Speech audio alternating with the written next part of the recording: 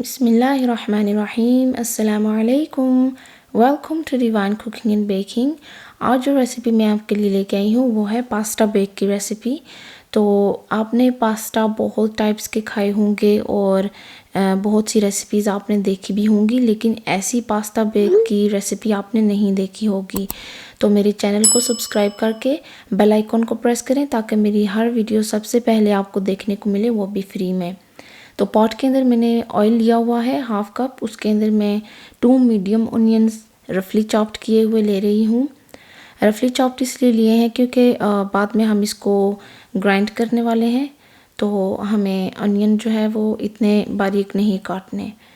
तो साथ ही मैं पानी ले रही हूँ पास्ता गलाने के लिए।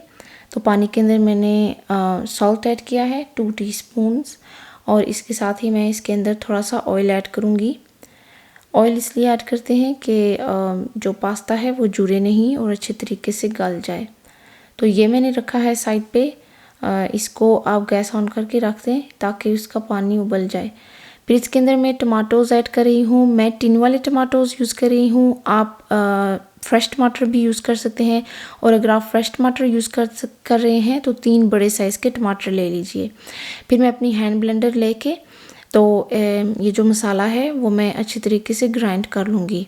बिल्कुल आपने जो है इसका स्मूथ सा प्यूरे की तरह इसको ग्राइंड कर लेना है।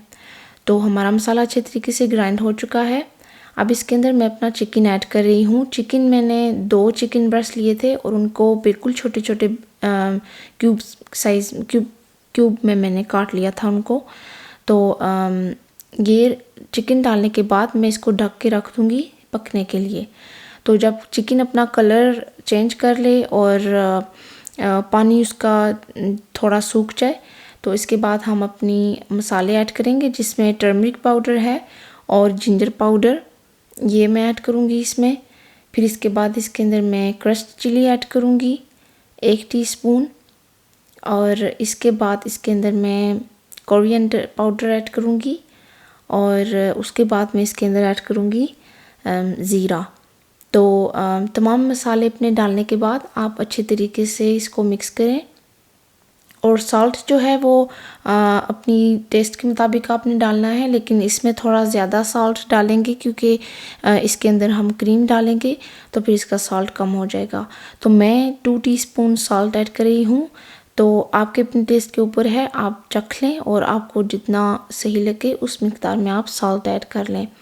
तो तमाम मसाले डालने के बाद मैं इसको अच्छी तरीके से भून लूँगी, और ताकि जो मसालों की कच्ची बू है वो चली जाए और अच्छे तरीके से जो है वो भुन जाए। तो इसके बाद मैं इसके अंदर पोटैटोज़ ऐड कर रही हूँ। एक बड़ा पोटैटो मैंने कट कर लिया था क्यूब्स के अंदर। तो पोटैटोज़ क्योंकि थोड़ा ज़्यादा टाइम लेते हैं बाकी चीज़ों से, तो इनको मैंने पहले डाल लिया है। तो इतनी देर में मैं अपने पास्ते की तरफ आती हूँ। पास्ता मैंने 500 ग्राम लिया है, और ये इस तरह का पास्ता लिया है मैंने। ऐसे लच्छे बने हुए होते हैं इसके, इजीली अवेलेबल होता है सुपर स्टोर्स में।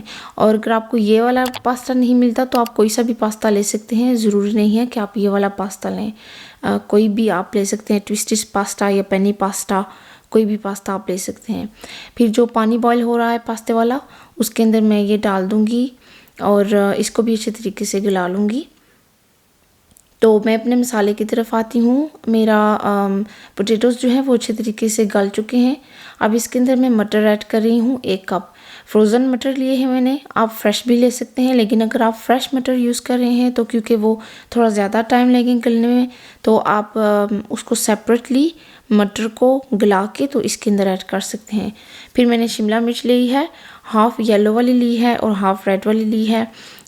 तो आप चाहें तो एक कलर की ले सकते हैं फुल शिमला मिर्च। तो मैंने 2 कलर्स ऐड किए हैं थोड़ा कलरफुल बनाने के लिए। तो मेरा पास्ता भी गल रहा है। इसको अच्छी तरह से गलने में 12 से 15 मिनट लग जाते हैं, तो ये फिर अच्छे तरीके से गलता है। तो मेरा जो है मसाला वो अच्छे तरीके से, इसकी तमाम वेजिटेबल्स भी गल चुकी हैं। अब इसके अंदर मैं हैवी क्रीम ऐड कर रही हूँ। ये इसकी की इंग्रेडिएंट है। बहुत ही रिच और क्रीमी पास्ता होता है। बहुत ज़बरदस्त रेसिपी है, बहुत ही डिलीशियस होता है। आप ज़रूर ट्राई कीजिए इसको। तो मेरा पास्ता गल चुका है, अब मैं इसका पानी जो है वो निकाल लूँगी। और पास्ता जब आप इसको निचोड़ें तो आप मेक श्योर करें कि आप इसको ठंडे पानी के साथ ज़रूर धोएं।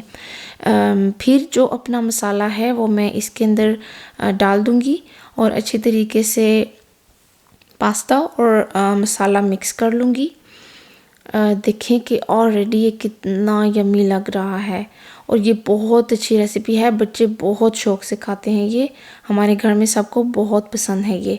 फिर इसके ऊपर dishes microwave oven safe dish के अंदर डाल के तो इसके ऊपर मोज़रेला चीज़ आप डाल लें।